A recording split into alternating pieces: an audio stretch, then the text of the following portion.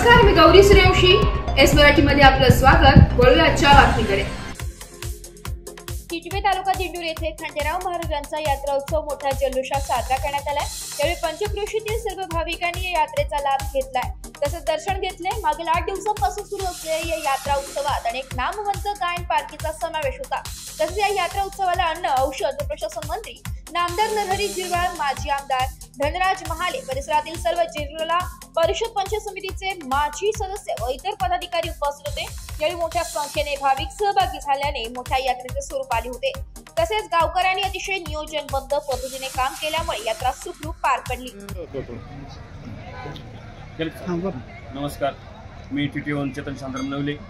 आमच्या येथे खंडोबा यात्रा महोत्सव 2025 एक कमीत कमी 10 वर्षापासून हा महोत्सव आम्ही करतो. या महोत्सवासाठी आमच्या या खूप खंडेराव महोत्सवासाठी बाळूदादा आम्हाला खूप सहकार्य करतात. आमचे गुरुवारी येते प्रत्येक वेळेस येऊन आम्हाला प्रत्येक काही गोष्टीचं मार्गदर्शन करतात. त्याच्यामुळे आमचा एवढा मोठा भव्य उत्सव चालू झाला आहे. आणि दादांच्या कृपेने, आमच्या खंडोबाच्या कृपेने आमची गावकरी मंडळी सगळी आम्हाला सहकार्य करते. कुठलाही वाद नाही. आजपर्यंत 10 वर्षात कुठलाही वाद झाला नाही. फार सुंदर असं नियोजन. 1000 ते 2200 लोकसंख्या आमच्या गावची आहे.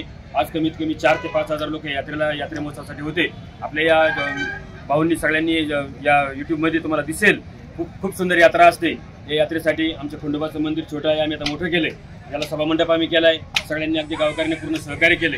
या सहकार्यामुळे आम्हाला खूप प्रतिसाद मिळतो. या आमच्या पंचकृत सगळे भक्तजन, गुणीजन, वाघे मंडळ सगळे आमच्या विनंतीला मान देऊन येतात. आणि आमच्या या कार्यक्रमाला फार मोठ्या या कार्यक्रमाला स्वरूप प्राप्त झाले. आज या कार्यक्रमाला कमीत कमी 4 ते 5000 लोकसंख्या होती. कुठलाही वाद न करता फार प्रेमाने या 12 गाड्या कार्यक्रम झाला आहे.